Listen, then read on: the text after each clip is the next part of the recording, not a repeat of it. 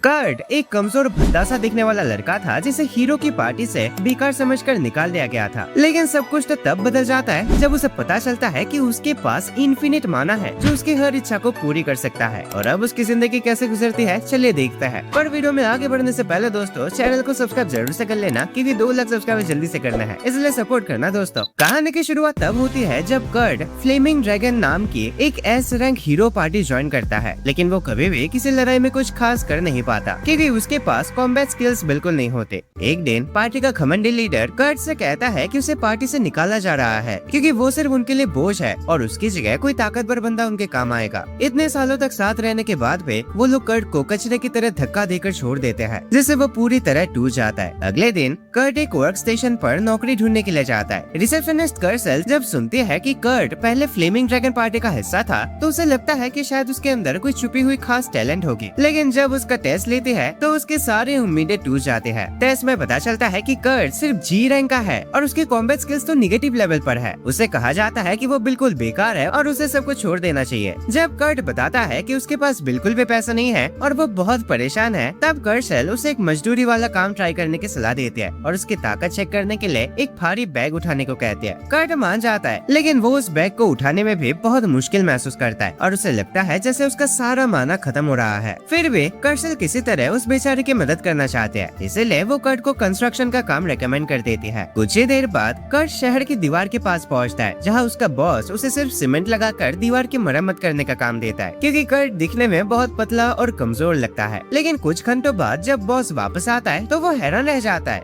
Kurt ने अकेले ही पूरी दीवार का लगभग 1/4 हिस्सा ठीक कर दिया होता है, जो किसी के लिए भी नामुमकिन है। ये देखकर बॉस अपने पास बचे हुए सारे पैसे कर्ट को दे देता है और वादा करता है कि बाकी पैसे वो बाद में देगा। कर्ट खुद भी हैरान होता है कि उसने इतने पैसे कमा लिए। 3 दिन बाद पूरे शहर के लोग हैरान होकर देखता है कि शहर की दीवारों की मरम्मत कितनी तेजी से हो रही है। इसी बीच बॉस कर्ट को नौकरी से निकाल देता है। वो कहता है कि कर्ट अपना काम इतना अच्छे से करता है कि दूसरे मजदूरों के लिए काम ही नहीं बचता। फिर वो कर्ट से कहता है कि उसकी एबिलिटी तो एसएस रैंक जैसी लगती है और उसे ऐसे मजदूरों के साथ नहीं बल्कि रॉयल कैपिटल जाकर वहाँ कुछ करना चाहिए। लेकिन कर्ट इतना सीधा होता है कि उसे लगता है बॉस सिर्फ उसकी तारीफ कर रहा था। उदास होकर वो दोबारा कर्सल के पास एक और नौकरी मांगने चला जाता है। वही उसकी मुलाकात यूरिशिया नाम की एक लड़के से होती है जो किसी मजदूर को हायर करना चाहते हैं ताकि वो उसके साथ क्रिस्टल्स इकट्ठा करे और वो उन्हें बेचकर अपना कर्जा चुका सके। यूरिशिया की खूबसूरती देखकर कर्ट तुरंत उसकी मदद करने के लिए तैयार हो जाता है। यूरिशिया पहले थोड़ा हिचकिचाती है क्योंकि कर्ट बहुत ही कमजोर दिखता है, लेकिन उसके पास और कोई ऑप्शन भी तो नहीं होता, इसलिए वो उसे रख लेते हैं। उनके जाने के बाद कर्सल के असिस्टेंट उसे बताते हैं कि कर्ट के अकाउंट में अभी अभी 200 गोल्ड कॉइंस डिपॉजिट हुए हैं। ये सुनकर कर्सल इतने हैरान होते हैं कि उसका पैर फिसल जाता है और वो उसी बस्ते पर गिर जाती है जिसे कर्ट उठा नहीं पाया था। तब असिस्टेंट बताती है कि ये कोई मामूली बैग नहीं है बल्कि एक ऐसा अनोखा औजार है जिससे किसी इंसान के अंदर कितना माना है उसका पता लगाया जा सकता है। जितना ज्यादा माना उस इंसान के अंदर होगा ये बैग उतना ही भारी हो जाएगा। ये सुनकर कर्सल को कर्ट का रिएक्शन याद आता है और वो सोचने लगते हैं कि आखिर कर्ट असल में है कौन। उधर यूरिशिया और कर्ट अपने बेस कैंप पहुँचते हैं। वहाँ कर्ट को पता चलता है कि दोनों को एक ही टेंट में रहना पड़ेगा। ये सुनकर वो बहुत ज्यादा घबरा जाता है। यूरिशिया उसे शांत करते हैं और उसे खाना ऑफर करते हैं। इतनी सी मेहरबानी देखकर भी कर्ट बहुत इमोशनल हो जाता है क्योंकि उसके साथ पहले कभी किसी ने इतना अच्छा व्यवहार नहीं किया था। रात होने पर दोनों टेंट में आराम करने जाते हैं, लेकिन जब कर्ट देखता है कि यूरिशिया आराम से सो रही है तो वो खुद टेंट के बाहर सोने निकल जाता है। ये देखकर यूरिशिया काफी इम्प्रेस होती है क्योंकि वो असल में कर्ट की ईमानदारी और उसका कैरेक्टर चेक कर रही थी। अगली सुबह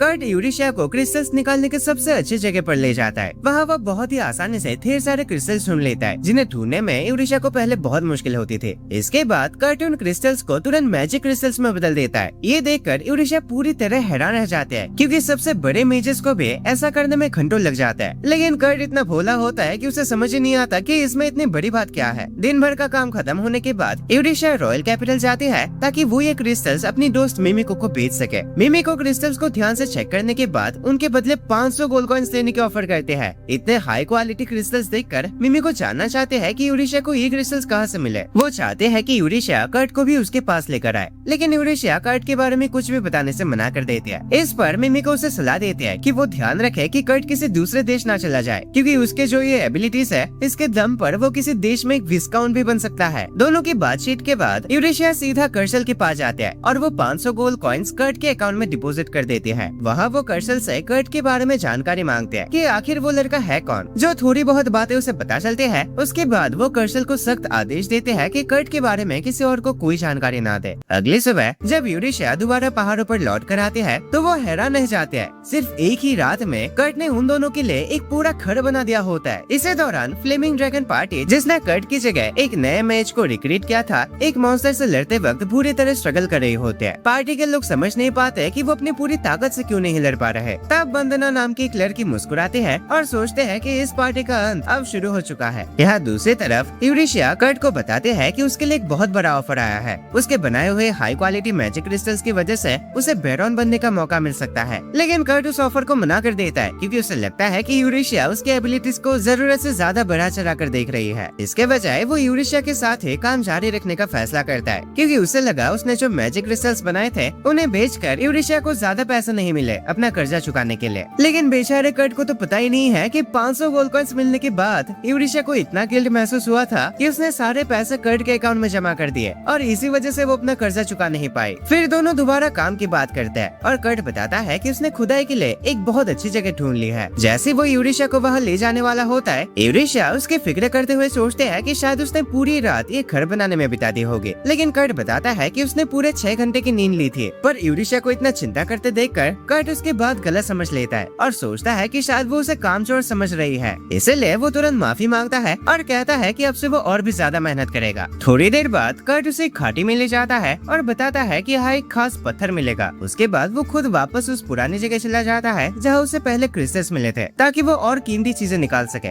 यूरेशिया शाम तक खुदाई करती रहती है और आखिरकार एक बड़ा टोपस क्रिस्टल ढूंढ लेती है। खुशी से उसके दिमाग में तुरंत एक ख्याल आता है कि अगर कर्ट इसे मैजिक स्टोन में बदल दे तो इसकी कीमत बहुत बढ़ जाएगी। लेकिन अगले ही पल वो खुद को रोक लेती है क्योंकि उसे लगता है सिर्फ अपने फायदे के लिए कर्ट का इस्तेमाल करना गलत होगा। इसके बाद वो वापस लौटने लगती है और मजाक में सोचते हैं कि शायद अब तक कर्ट ने पहाड़ों के अंदर पूरी सुरंगें बना दी होगी। लेकिन जब वो वहाँ पहुँचते हैं तो देखकर हैरान रह जाते हैं कि उसका अंदाजा बिल्कुल सही था। जैसे यूरेशिया गुफा के अंदर जाती है वो खुद को समझाने की कोशिश करते हैं कि कर्ट के लिए सब तो नॉर्मल होगा है ना, लेकिन गुफा का साइज देखकर आखिरकार उसका सब्र भी टूट जाता है। इसी दौरान थोड़ा उदास दिख रहा कर्ट उसके पास बहुत सारे चमकदार पत्थर लेकर आता है। जब यूरेशिया उससे पूछते हैं कि वो उदास क्यों है तो कर्ट बताता है कि जिस पत्थर की वो तलाश कर रहा था उसका ज्यादा हिस्सा उसे नहीं मिला। ये सुनकर यूरेशिया को थोड़ा सुकून मिलता है और उसे लगता है कि कर्ट का भी कभी कभी बुरे दिन आते हैं। लेकिन जब वो एक्साइटेड होकर उन चमकदार पत्थरों के बारे में पूछते हैं तो कर्ट बिल्कुल आराम से बताता है कि वो मिथ्रिल है। ये सुनकर यूरेशिया का दिमाग ही घूम जाता है क्योंकि मिथ्रिल सोना और प्लेटिनम से भी कई गुना ज्यादा कीमती होता है। लेकिन कर्ट आराम से कहता है कि उसके गांव में मिथ्रिल की कोई खास वैल्यू ही नहीं है। ये बात सुनकर यूरेशिया और भी हैरान हो जाते हैं और सोचने लगते हैं कि अगर मिथ्रिल उसके लिए खास नहीं है तो फिर वो आखिर ढूंढ क्या रहा था। जब वो ये सवाल पूछते हैं तब कर्ट उसे और ही हल्कम दिखाता है जिसे the metal of the gods भी कहते हैं। हे भगवान, ये देखकर यूरेशिया की आंखें खुली की खुली रह जाते हैं क्योंकि ये दुनिया के सबसे रेयर और सबसे कीमती मेटल माने जाते हैं। लेकिन कर्ट उसे और भी ज्यादा हैरान कर देता है जब वो कहता है कि ये तो लगभग हर जगह मिल जाते हैं, बस करीब करीब 7 किलोमीटर तक खोदना पड़ता है। जब यूरेशिया सुनती है कि कर्ट ने इतने गहराई तक खुदाई की और सिर्फ 8 घंटों में गड्ढा दोबारा भर भी दिया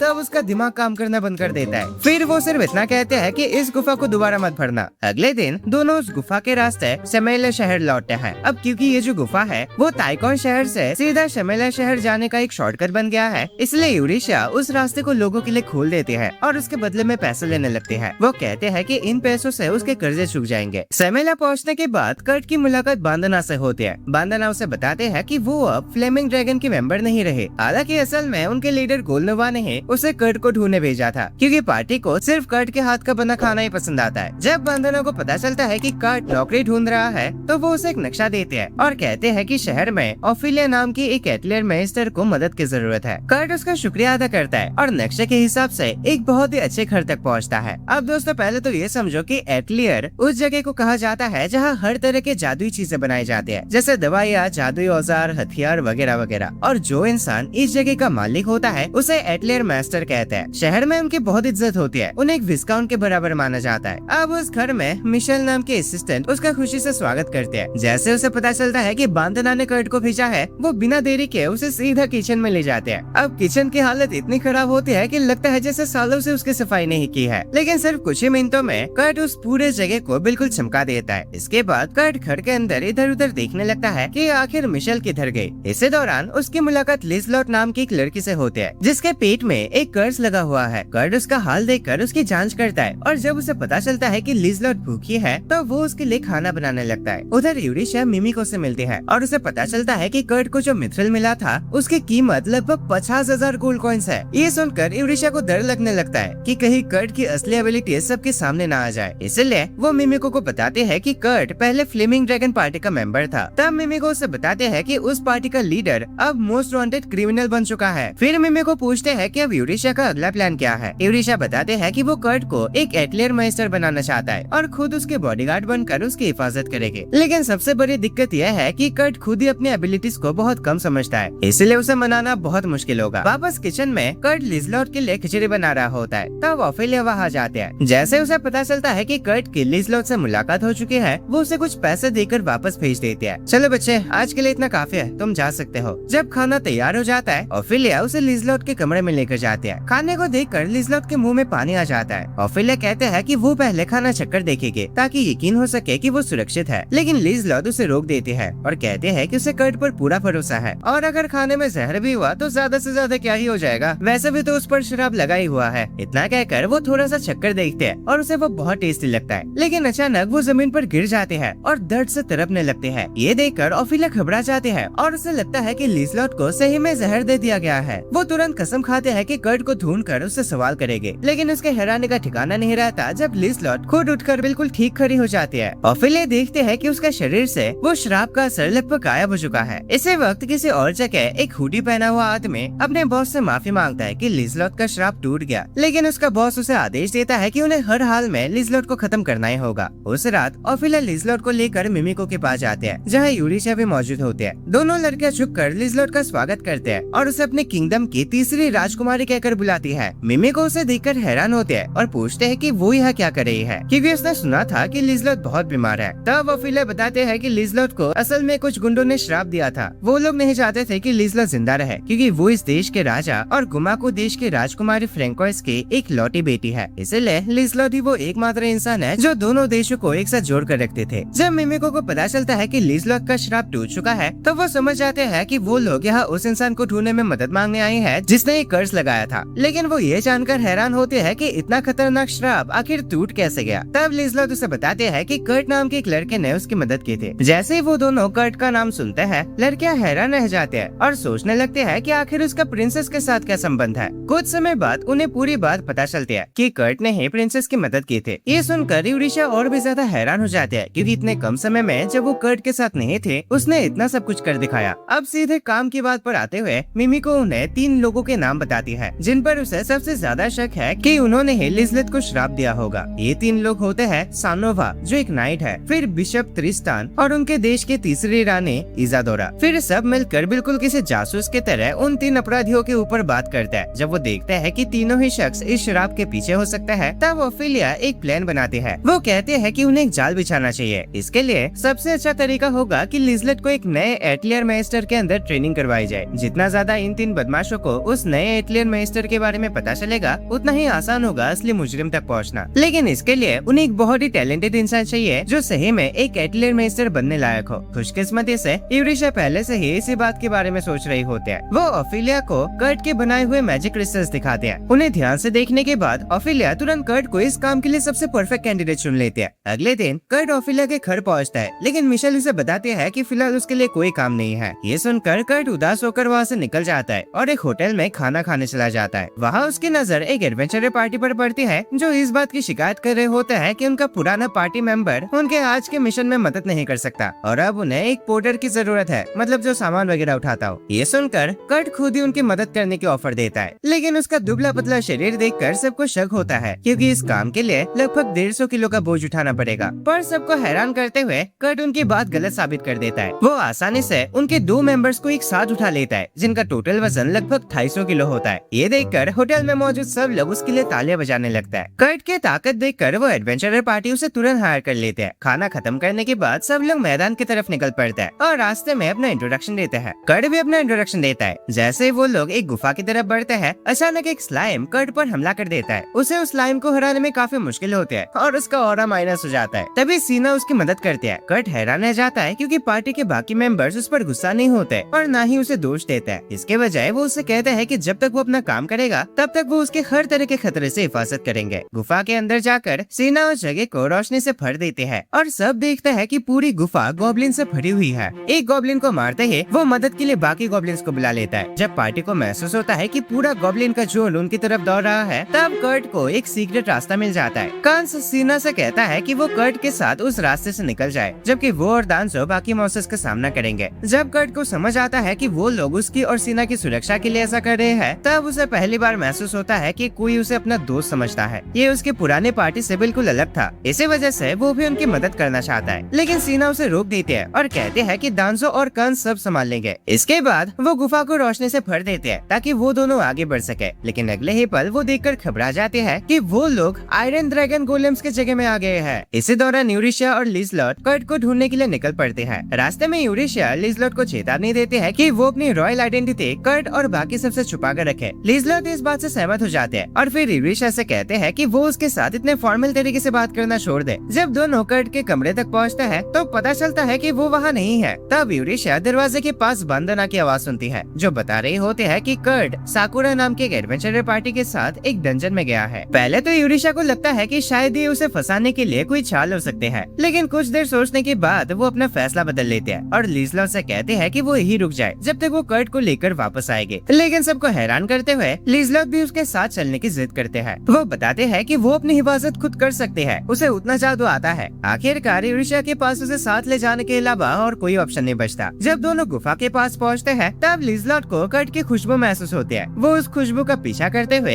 एक सीक्रेट दीवार तक पहुँच जाते हैं। अपने सिक्स सेंस स्पेल की मदद से वो महसूस करते हैं कि दीवार की दूसरी तरफ लड़ाई चल रही है। ये सुनकर यूरिशिया उसे पीछे रुकने को कहते हैं और खुद कर्ट को लेने के लिए अंदर दौड़ पड़ते हैं। पर उसके अंदर जाने से थोड़ी देर पहले लिज़लॉट अपनी मैजिक से यूरिशिया की फिजिकल एबिलिटीज को और भी ज्यादा बढ़ा देते हैं। यूरिशिया गुफा के अंदर घुसते ही दांजो और कंस से लड़ रहे गॉब्लिन्स को एक ही बार में हरा देते हैं। ये देखकर दोनों बहुत हैरान रह जाते हैं। उधर सीना को लगता है कि अब सब खत्म हो गया है, इसलिए वो कर्ट से माफी मांगते हैं। लेकिन कर्ट उसे तसल्ली देता है और कहता है कि जब तक वो यहाँ है चिंता करने की जरूरत नहीं है। अरे इन पिद्दी गोलेम से तो मैं बचपन में खेला करता था। जैसे वो उस पर हमला करते हैं, कर्ट सिर्फ अपनी छोटी सी चाकू से उन सबको इतने आसानी से गिरा देता है जैसे कोई हलवा हो। ये देखकर सीना को अपनी आंखों पर यकीन नहीं होता। वो सोचने लगते हैं कि आखिर कर्ट असल में है कौन। इसी वक्त यूरिशिया भी वहाँ पहुँचते हैं और देखकर हैरान हो जाते हैं कि कर्ट ने इतने खतरनाक मॉन्स्टर्स को कितने आसानी से हरा दिया। जैसे कर्ट की नजर यूरिशिया पर पड़ते हैं, वो उसे दांजो और कंस को बचाने के लिए मदद मांगता है, लेकिन यूरिशिया उसे बताते हैं कि दोनों ठीक है, बस थोड़े से घायल हो गया है। उधर लिज़लॉट की नजरें लगातार कर्ट पर टिकी रहती है। थोड़ी देर बाद पूरी एडवेंचरर पार्टी यूरिशिया का शुक्रिया अदा करती है उनकी मदद करने के लिए और ये मानते हैं कि गुफा में आने से पहले उसको अच्छी तरह से जांच ना करना उनकी बड़ी गलती थी। लेकिन यूरिशिया इस बात को दिल पर नहीं लेते। इसके बजाय वो कर्ट को बताते हैं कि उसके लिए एक नई नौकरी हाथ आई है एक एटलियर में, और वो चाहते हैं कि कर्ट उसके साथ चले। शुरू में कर्ट कहता है कि वो अभी टीम साकुरा के साथ है, लेकिन पार्टी के मेंबर्स उसे कहते हैं कि उनकी चिंता ना करे और यूरिशिया के साथ चला जाए। पर सबके हैरानी के लिए यूरिशिया उन सब एडवेंचर्स को भी अपने साथ काम करने का ऑफर देते हैं, क्योंकि उन्हें और एडवेंचर्स की जरूरत होगी। पार्टी उस ऑफर को मान लेते हैं और फैसला करता है कि शहर लौट कर अपनी जीत की पार्टी करेंगे। कर्ट मिशन का सारा सामान उठाकर वापस ले जाता है। रास्ते में यूरिशिया उसे बताते हैं कि जब वो एटलियर में काम शुरू करेगा तब उसका माना टेस्ट दोबारा किया जाएगा। कर्ट इस बात के लिए तैयार हो जाता है। शहर लौटने के बाद कर्ट की मुलाकात मिमिको से होती है। मिमिको अपना इंट्रोडक्शन एक कोर्ट मैजिशियन के रूप में देते हैं और कर्ट की तारीफ करते हैं। वो कहते हैं कि ओफिलिया ने उसकी बहुत तारीफ की है और उसने कर्ट के बनाए हुए मैजिक क्रिस्टल्स भी देखे हैं। अब जैसे कर्ट को पता चलता है कि मिमिको वही टेक्नीशियन है जो उसका माना टेस्ट करने वाली है, वो पूरी तरह खुश हो जाता है। उसी रात जब बाकी सब लोग पार्टी का मजा ले रहे होते हैं, मिमिको बताती है कि कर्ट की सारी magical abilities triple S rank की है और उसकी नॉर्मल मैजिक पावर उससे भी कई गुना ज्यादा है। जैसे ही यूरिशिया को ये पता चलता है, दोनों मिलकर अपने उस सीक्रेट एटलियर मास्टर वाले प्लान को आगे बढ़ाने की तैयारी शुरू कर देते हैं। लेकिन तभी उन्हें पता चलता है कि कर्सेल उनकी ये सीक्रेट बातचीत चुपकर सुन रहे थे, इसलिए वो उसे सीधा सीधा समझा देते हैं कि अगर उसने ये बात किसी को बताए तो उसके लिए अच्छा नहीं होगा। कुछ दिन बाद सब लोग अपने नए बेस की तरफ निकल पड़ता है। रास्ते में कंस एक्साइटेड होकर पूछता है कि आखिर वो एटलियर मास्टर कौन है जिसके अंदर कर्ट काम करने वाला है। ये सवाल यूरिशिया के पूरे प्लान को लगभग खतरे में डाल देता है, लेकिन वो बात को चालाकी से टाल देता है। उधर सीना, जो काफी देर से उन सब पर नजर रखे हुई थे, सोचते हैं कि यूरिशिया ने उनकी पार्टी को काम देने के लिए हायर नहीं किया है, बल्कि शायद उन्हें चुप रखने के लिए साथ लाया हो। इसलिए वो सतर्क हो जाते हैं और कसम खाते हैं कि वो अपने पार्टी के सभी मेंबर्स की हिफाजत करेंगे। थोड़ी देर बाद सब लोग शहर पहुंच जाते हैं। शहर देखते देखते ही कर्ट को याद आ जाता है कि इसी जगह उसने दीवार की मरम्मत की थी, लेकिन उस काम से सिर्फ 3 दिन बाद उसे निकाल दिया गया था और वो उदास हो जाता है। गाड़ी से उतरने के बाद यूरिशा सबको एक बहुत बड़े खाली जमीन के टुकड़े पर ले जाते हैं और बताते हैं कि आज से ही उनका नया बेस होगा। सब लोग हैरान हो जाते हैं, लेकिन यूरिशा उन्हें समझाते हैं कि जब तक एटलर तैयार नहीं हो जाता तब तक सब लोग किसी होटल में रहेंगे। इसके बाद वो कर्ट से पूछते हैं कि क्या वो पूरा एटलर अकेले बना सकता है। बाकी लोग सोचते हैं कि ये क्या बोल रही है, भाई कर्ट अकेले कैसे बना सकता है ये सब। लेकिन कर्ट सबको हैरान कर देता है जब वो कहता है कि उसे सिर्फ 3 दिन दे दिया जाए। यूरिशा जो कर्ट की एबिलिटीज को अच्छी तरह जानते हैं उससे कहते हैं कि वो आराम से अपना समय ले, 3 दिन से ज्यादा भी लग जाए तब भी कोई दिक्कत नहीं है। फिर वो पूछते हैं कि उसे कौन कौन से मटेरियल्स की जरूरत होंगे। कर्ट तुरंत एक लिस्ट लिख कर दे देता है जिसमें सारी जरूरी चीजें लिखी होती है। यूरिशा कहते हैं कि उन सब मटेरियल्स को लाने में उसे 2 दिन लग जाएंगे। सीना को चिंता होती है कि इतना सारा काम कर्ट अकेले कैसे करेगा। दूसरी तरफ कर्ट खुद इस बात को लेकर परेशान होता है कि वो जो एटलर बनाएगा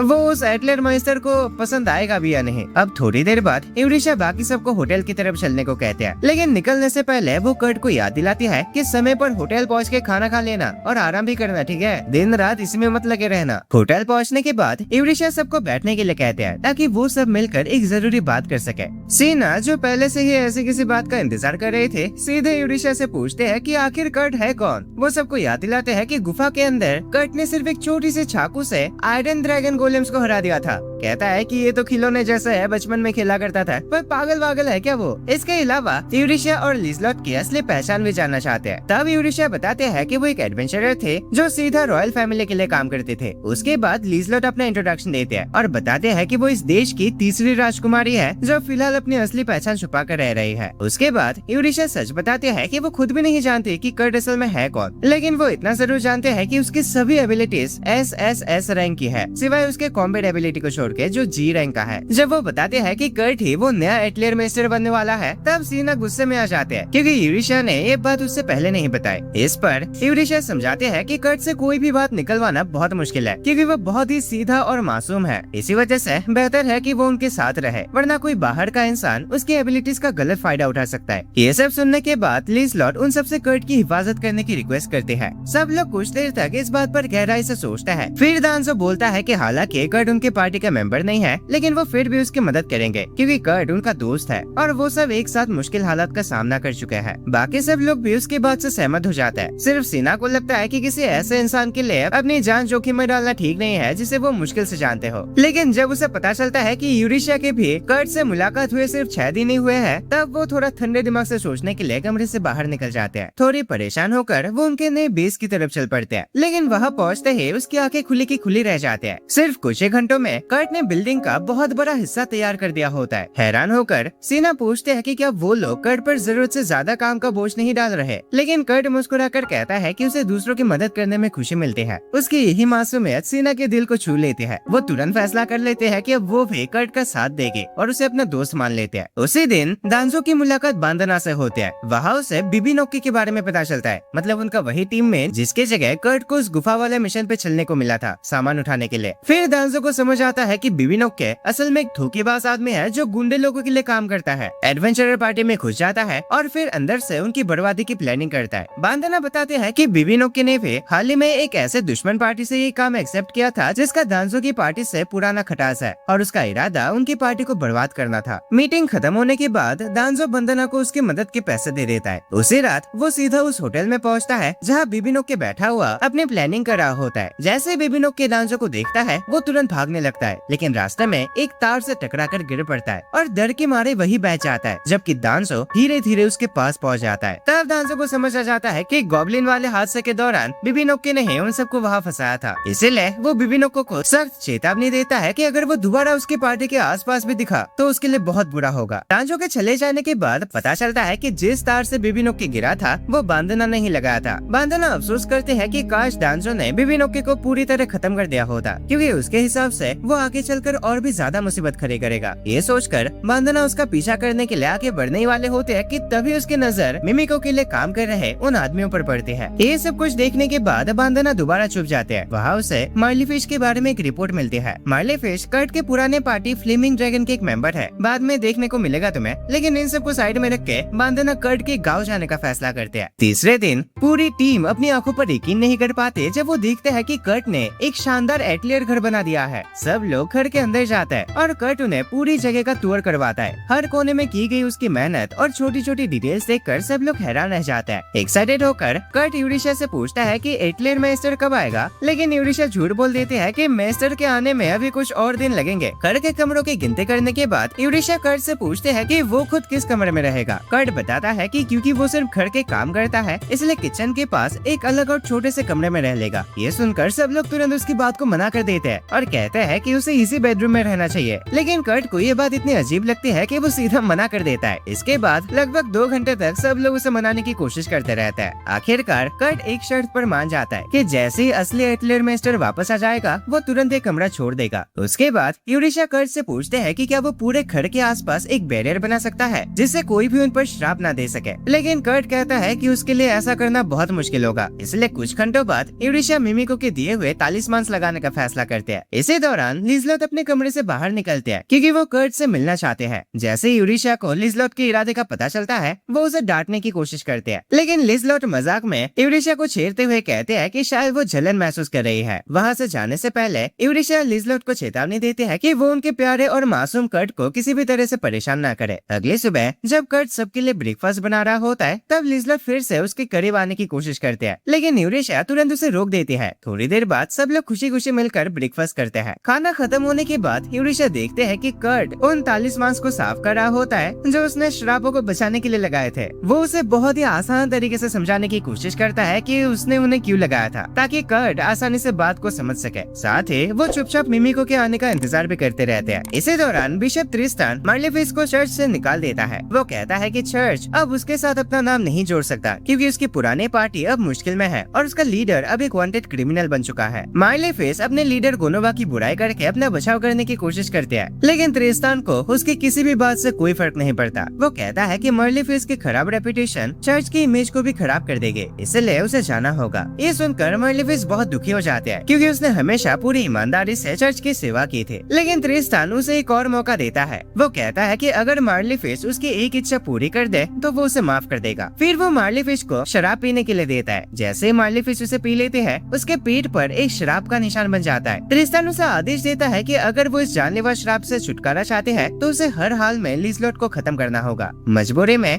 मार्लेफिस ये काम मान लेते हैं। उस रात जब मार्लेफिस दर्द से तड़पते हुए सो रहे होते हैं तब उसके सपने में डीमन लॉर्ड मुस्कुराता हुआ नजर आता है। ऐसे ही दिन बीतते हैं। एक दिन ब्रेकफास्ट के दौरान यूरिशा नोटिस करती है कि तालिस्मान हटा दिए जाने के बाद भी लिज़लोट के साथ कुछ बुरा नहीं हुआ। तब लिज़लोट कर्ट के खाने के लिए उसका शुक्रिया अदा करते हैं और कहते हैं कि अगर उसे कभी दोबारा शराब मिला तो शायद यही खाना उसे ठीक कर देगा। ये सुनकर कर्ट उसे तसल्ली देता है और कहता है कि अब उसे दोबारा किसी शराब की चिंता करने की जरूरत नहीं है। ये बात सुनकर यूरिशा हैरान हो जाते हैं और कर्ट से पूछते हैं कि उसका मतलब क्या है। तब कर्ट समझाता है कि वो घर के बाहर अलग से एक बैरियर इसलिए नहीं बना पाया क्योंकि असल में पूरा घर ही एक बहुत बड़ा बैरियर है जो शराबों को उनके मालिक की तरफ वापस भेज देता है। इतना ही नहीं, उसने इस बैरियर को इस तरह मॉडिफाई किया है कि जो भी उन पर कोई स्पेल कास्ट करेगा उसका शरीर चमकने लगेगा। इसी वक्त जो दुश्मन दोबारा लिज़लोट पर स्पेल कास्ट करता है उसका पूरा शरीर रोशनी से चमक उठता है। इसी रोशनी की वजह से ओफिलिया और मिमिको तुरंत उसकी लोकेशन का पता लगा लेते हैं। कर्ट की ये बात सुनने के बाद यूरिशा बिना वक्त गवाए मिमिको को ये खबर देने के लिए निकल पड़ती है। इधर कर्ट लिज़लोट से कहता है कि वो यूरिशा के साथ शहर घूमने चली जाए क्योंकि इस घर में आने के बाद से वो बाहर निकली नहीं है, लेकिन लिज़लोट कुछ परेशान से लगती है और उसका ये ऑफर मना कर देते हैं। उसी दिन बाद में यूरिशा ओफिलिया और मिमिको के साथ मिलकर उस बदमाश को ढूंढने निकलती है जिसने उन पर स्पेल इस्तेमाल करने की कोशिश की थी, लेकिन जब वो उसकी लोकेशन पर पहुंचते हैं तो उन्हें सिर्फ उसकी चमकती हुई बॉडी मिलती है। तब उन्हें समझ आता है कि उसके किसी साथी ने ही उसे खत्म कर दिया ताकि वो पकड़ा ना जा सके। कर्ट की इतनी जबरदस्त एबिलिटी देखकर ओफिलिया सजेस्ट करते हैं कि लिज़लोट के दुश्मनों को पकड़ने के लिए कर्ट की मदद ले लेनी चाहिए, लेकिन यूरिशा मना कर देते हैं। वो कहते हैं कि वो कर्ट को किसी भी खतरे में नहीं डालना चाहते और ये काम खुद संभाल लेंगे। मिमिको उसकी बात मान लेते हैं और कहते हैं कि वो अपने एक ऑफिसर को उनके घर की सुरक्षा के लिए भेज देंगे। अचानक पूरे शहर में इमरजेंसी अलार्म बजने लगती है। सबको पता चलता है कि हजारों स्केलेटन्स शहर की तरफ हमला कर रहे हैं। शहर के नाइट्स कैप्टन एलराइड और वाइस कैप्टन जेनेरिक सोचने लगता है कि इन स्केलेटन्स का सामना कैसे किया जाए। इसी बीच वो देखते हैं कि जैसे ही स्केलेटन्स शहर के उत्तर और पश्चिम दीवारों के पास पहुंचते हैं वो अपने आप खत्म होने लगते हैं। एलराइड समझ आता है कि ये जरूर उन दीवारों की वजह से हो रहा है जिन्हें कर्ट ने रिपेयर किया था। उधर दूसरी तरफ मार्लेफिस उस पहल को संभालने की पूरी कोशिश कर रही होती है जिसे स्केलेटन्स को समन किया गया था। वो हैरान होते हैं कि त्रिस्तान ने आखिर डीमन लॉर्ड के साथ संबंध कैसे बना लिया। डीमन लॉर्ड उसके मैजिक का इस्तेमाल करके लगातार स्केलेटन्स की लहर भेजता रहता है। जब उसका मैजिक कम पड़ने लगता है तब डीमन लॉर्ड कहता है कि इस मिशन को पूरा करने के लिए अब वो मार्ली फिश की सोल का इस्तेमाल करेगा। ये सुनकर मार्ली फिश को समझ आ जाता है कि त्रिस्तान ने शुरू से ही उसे धोखा दिया था और उसे सिर्फ बलि का बकरा बनाया था। अगले दिन यूरिशा घर वापस आते हैं और उन सबको शहर के हालात के बारे में बताते हैं। वो समझाते हैं कि उत्तर और पश्चिम दीवारें स्केलेटन्स को लगातार खत्म कर रही है, लेकिन फिर वो सोचने लगते हैं कि जो मॉन्स्टर्स उन दीवारों को पार कर सकते हैं उनसे कैसे निपटा जाए। तभी अचानक उसके दिमाग में एक आइडिया आता है। वो कर्ट की तरफ देखकर कहते हैं, मैं थोड़ी देर के लिए बाहर जा रही हूँ, तुम दोनों बिल्कुल घर से मत निकलना, ठीक है ना। कर्ट भी उसके साथ चलने के लिए बहुत एक्साइटेड होता है, लेकिन यूरिशा उसे आने से मना कर देते हैं और कहते हैं कि वो घर में ही रुक कर लिज़लोट का ध्यान रखे। ये सुनकर प्रिंसेस बहुत खुश हो जाते हैं क्योंकि अब उसे कर्ट के साथ अकेले वक्त बिताने का मौका मिलेगा। इसके बाद यूरिशा कुछ मैजिक स्टोन्स लेने स्टोर रूम की तरफ जाते हैं। अब उनसे क्या करेगी वो तो उसे ही पता है। फिर वो मिमिको और ओफिलिया के साथ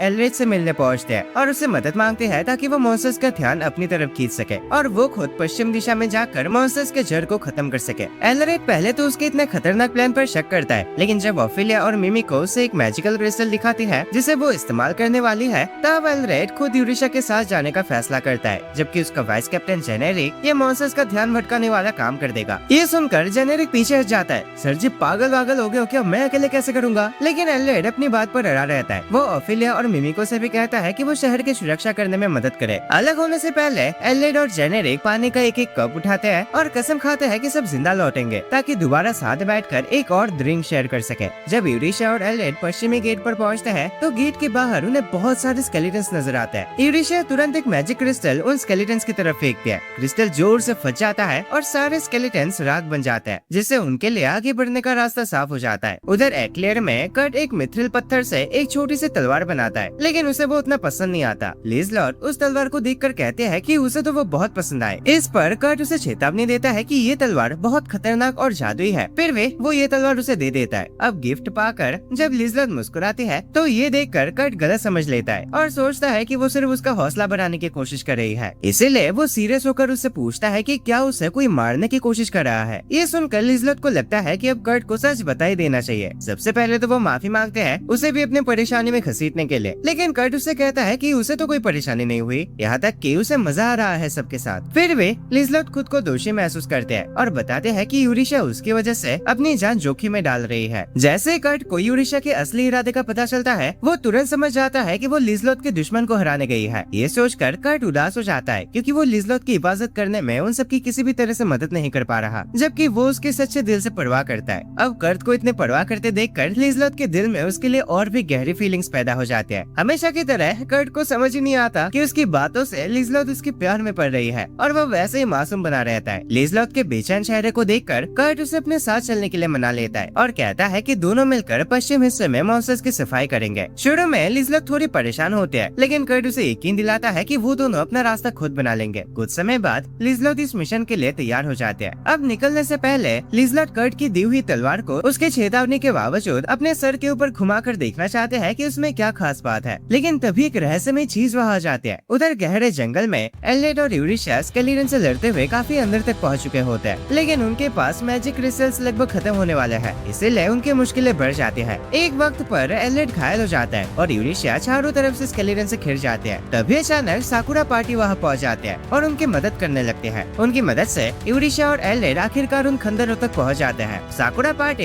एल्रेड को एक सूप देती है। एल्रेड हैरान रह जाता है क्योंकि जैसे वो सूप पीता है उसका घाव तुरंत भर जाता है। उसके बाद साकुरा पार्टी स्केलेटन्स को रोक लेती है और यूरिशा और एल्रेड के लिए रास्ता बना देते हैं ताकि वो खंडरों के अंदर घुस सके। जैसे जैसे वो उसके अंदर और गहराई तक बढ़ता है, डीमन लॉर्ड उन्हें देख लेता है। वो इस बात से इम्प्रेस होता है कि वो उसकी प्लानिंग को बिगाड़ने के लिए इतने दूर तक पहुंच गए हैं, इसलिए वो खुद उनके सामने आने का फैसला करता है। जैसे ही यूरिशा डीमन लॉर्ड को देखती है, वो बिना देरी के उस पर एक मैजिक क्रिस्टल फेंक देते हैं ताकि उसे खत्म कर सके, लेकिन उसके हैरानी का ठिकाना नहीं रहता जब डीमन लॉर्ड पर उस हमले का कोई असर ही नहीं होता। डीमन लॉर्ड मुस्कुराकर कहता है कि अगर वो इमॉर्टल ना होता तो ये अटैक जरूर काम करता, पर टाइम वेस्ट ना करके एल्रेड तुरंत अपनी तलवार से उस पर हमला करता है, लेकिन डीमन लॉर्ड उस हमले को भी आसानी से रोक लेता है। सबसे बुरी बात ये होती है कि उसके घाव तुरंत भर जाता है जैसे कुछ हुआ ही ना हो। वो उन दोनों की ताकत की तारीफ करता है, लेकिन फायदा नहीं दोस्त, मुझे नहीं मार सकते। फिर वो उन्हें बताता है कि उनकी सेना स्केलेटन से बुरी तरह जूझ रही है। इस पर एल्रेड जोर से कहता है कि उसके सैनिक कभी भी स्केलेटन्स के सामने घुटने नहीं टेकेंगे। सकेंगे। डीमन लॉर्ड उसकी बात गलत साबित करने के लिए और भी ज्यादा स्केलेटन समन कर देता है ताकि वो दोनों जीतने की उम्मीद ही छोड़ दे। लेकिन यूरिशा और एलरेड उसका सर काट देते हैं और उसके दिल में हमला करते हैं ताकि स्केलेटन्स को समन होने से रोक सके। बदकिस्मती से डीमन लॉर्ड बिल्कुल आराम से अपना कटा हुआ सर उठाकर दोबारा जोड़ लेता है। फिर वो धमकी देता है कि वो और भी डीमंस भेजेगा जो शहर के डिफेंस तोड़ कर लिज़लेट को भी खत्म कर देंगे। ये सुनकर यूरिशा के मन में डरावने ख्याल आ जाता है और वो कांप उठती है। एलेट उसे संभालने की कोशिश करता है लेकिन कोई फायदा नहीं होता क्योंकि उनके सारे हमले डीमन लॉर्ड पर असर ही नहीं कर रहे। इसी दौरान मार्ले फेस अपने हद तक पहुंच चुके होते हैं। स्केलेटन्स को समन करने वाली स्पेल की वजह से वो बुरी तरह कमजोर पड़ गई होते हैं और उसे बहुत तेज भूख लगी होती है। वो सोचते हैं कि काश उसे एक बार फिर कर्ट के हाथ का बना हुआ खाना मिल जाए। तभी अचानक कर्ट जमीन के अंदर से बिल्कुल किसी चूहे की तरह बाहर निकल आता है। जैसे मार्ली फेस उसके साथ लिज़लेट को देखते हैं वो तुरंत घबरा जाते हैं और सोचते हैं कि शायद कर्ट को पूरी सच्चाई पता चल गई है। लेकिन जब कर्ट उसे सवाल करता है तो वो पूरी सिचुएशन को गलत समझ लेता है। उसे लगता है कि क्योंकि त्रिस्तान ने मार्ली फेस को चर्च से निकाल दिया इसी वजह से वो शहर पर गुस्सा निकाल रही है। कर्ट मार्ली फेस को उसके बुरे हरकतों के लिए डांटता है। इसी दौरान उसे पता चलता है कि यूरिशा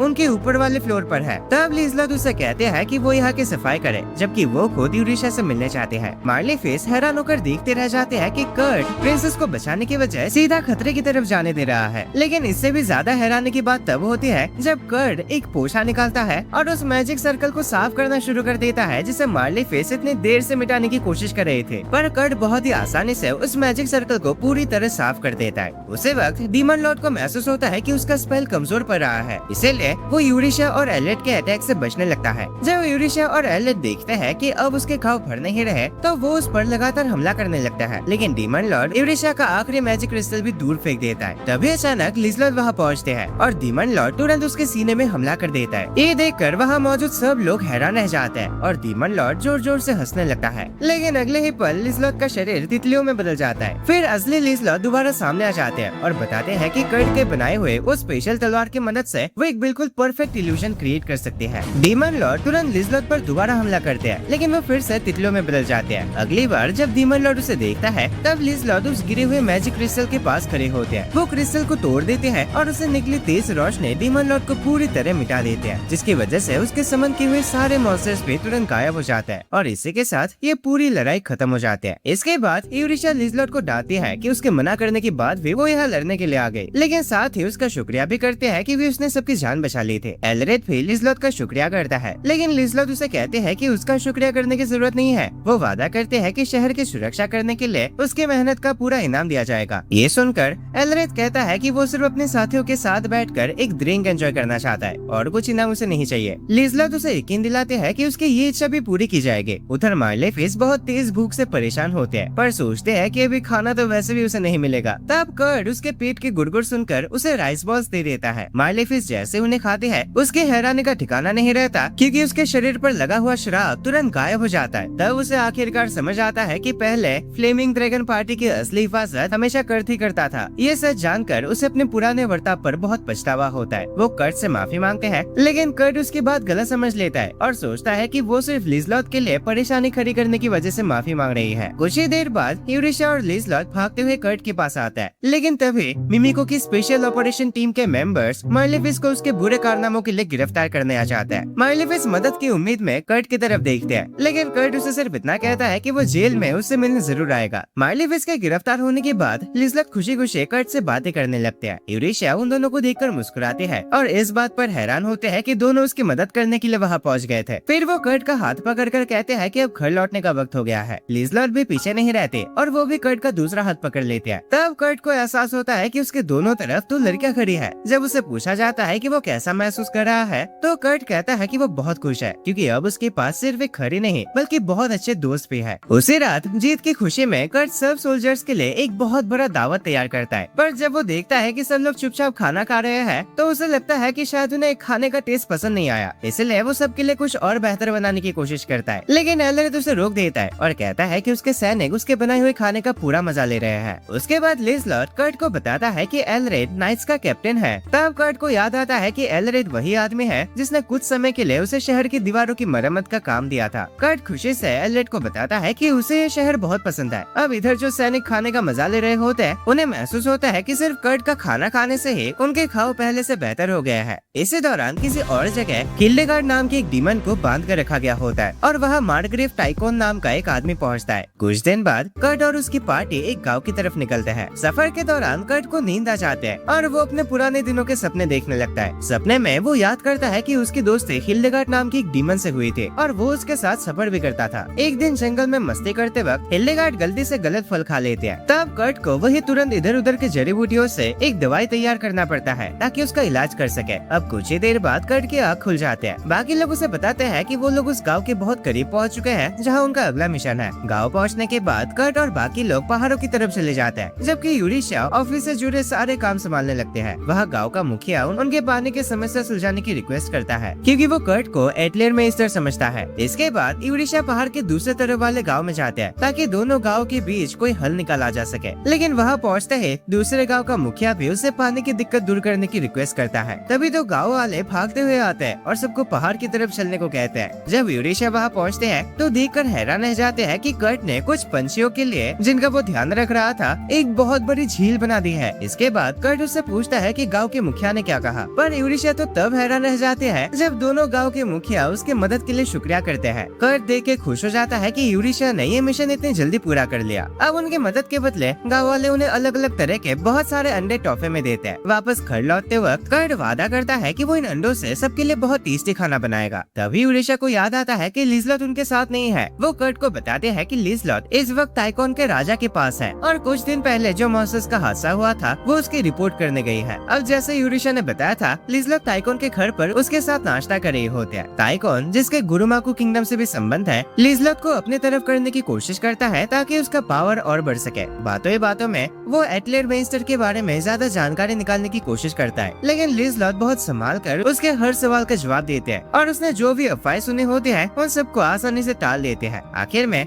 टाइकोन कहता है कि वो एटलेर मेस्टर को डीमंस की जमीन के पास एक अनजान इलाके का विस्काउंट बनाना चाहता है। ये सुनकर लिजलॉट तुरंत समझ जाते हैं कि अगर ऐसा हुआ तो एटलेर मेस्टर को सबके सामने आना पड़ेगा। इसीलिए वो संभाल कर जवाब देते हैं कि पहले उसे मेस्टर से बात करनी होगी कि वो क्या चाहता है। लेकिन टाइकोन उसकी बात नहीं मानता और उसे याद दिलाता है कि मेस्टर के भलाई के लिए कोई फैसला लेने का अधिकार राजकुमारी के पास ही है। इसके बाद टाइकोन एलेट से पूछता है कि इस मामले में उसकी क्या राय है। ये सुनकर लिजलॉट मन ही मन चाहते हैं कि काश उसने पहले ही एलरेट को कर्ट की असली हालत के बारे में बता दी होते। वो उम्मीद करते हैं कि काश एलरेट टाइकोन की बातों में न आ जाए, लेकिन उसकी उम्मीद टूट जाती है जब एलरेट भी टाइकोन की बात से सहमत हो जाता है कि एटलेर मेस्टर को उस जगह का विस्काउंट बनाना चाहिए। लिजलॉट इस बात के खिलाफ होते हैं, लेकिन बात करते करते गलती से एटलेर मेस्टर के बारे में कुछ जरूरी जानकारी मुंह से निकल जाती है। इसी दौरान टाइकोन को एटलेर मेस्टर के जेंडर का भी पता चल जाता है। कुछ घंटों बाद जब लिजलॉट वापस एटलेर पहुँचते हैं तो वो यूरिशा को पूरी मीटिंग की जानकारी देते हैं। ये सुनकर यूरिशा एक प्लान बनाती है कि किसी और को सबके सामने एटलेर मेस्टर के रूप में पेश कर दिया जाए, लेकिन लिजलॉट जो कर्ट को बहुत ज्यादा पसंद करते हैं इस बात से बिल्कुल सहमत नहीं होते। वो कहते हैं कि दुनिया में कोई भी इंसान कर्ट की जगह कभी नहीं ले सकता। फिर एक्साइटेड होकर लिजलॉट पूछते हैं कि आखिर कर्ट है कहाँ। इस पर यूरिशा मजाक करते हुए कहते हैं कि कर्ट इस वक्त एक नए बच्चे की देखभाल कर रहा है। ये सुनते ही लिजलॉट का दिमाग घूम जाता है और वो सोच लेते हैं कि कोई और उससे पहले ही कर्ट के साथ परिवार बना चुका है। इसी गलतफहमी में वो तुरंत फैसला कर लेते हैं कि अपने पावर का इस्तेमाल करके वो भी कर्ट से शादी कर लेंगे। जब यूरिशा देखते हैं कि लिजलॉट की सोच बहुत ज्यादा ही आगे निकल गई है, तब वो सच बताते हैं कि जो अंडे उन्हें गाँव वालों से मिले थे उनमें से एक फूटने वाला है, तो कर्ट उसी की देखभाल कर रहा है। ये सुनकर लिजलॉट आखिरकार शांत हो जाते हैं। फिर यूरिशा मजाक में कहते हैं कि हो सकता है कर्ट का नया चूजा आगे चलकर सोने के अंडे देने लगे। सिर्फ कुछ ही समय बाद कर्ट सबको खुशी से बताता है कि उसका अंडा फूट गया। इसी दौरान मिमिको के ऑफिस में ओफिलिया देखते हैं कि मिमिको अपना काम करते करते बुरी तरह थक चुके हैं। उसके काम का एक बड़ा हिस्सा उन सभी बदमाशों पर नजर रखना भी होता है। इसी वजह से उन्हें पता चलता है कि बिशप ट्रिस्टन का अंत हो चुका है। तभी उन्हें एक मैसेज मिलता है कि कर्ट को मिले उन मुर्गी के अंडों से अभी अभी एक चूजा निकला है। घर में सब लोग हैरान रह जाते हैं जब वो देखते हैं कि कर्ट अपनी बाहों में एक छोटी सी बच्ची को उठाए हुए है और वो कहता है कि उसी अंडे से निकली है। यूरिशा तुरंत कर्ट को उस लड़की के बारे में चेतावनी देते हैं। वो कहते हैं कि वो एक मॉन्स्टर है और हो सकता है कि उसे कर्ट को नुकसान पहुंचाने के लिए भेजा गया हो। इसीलिए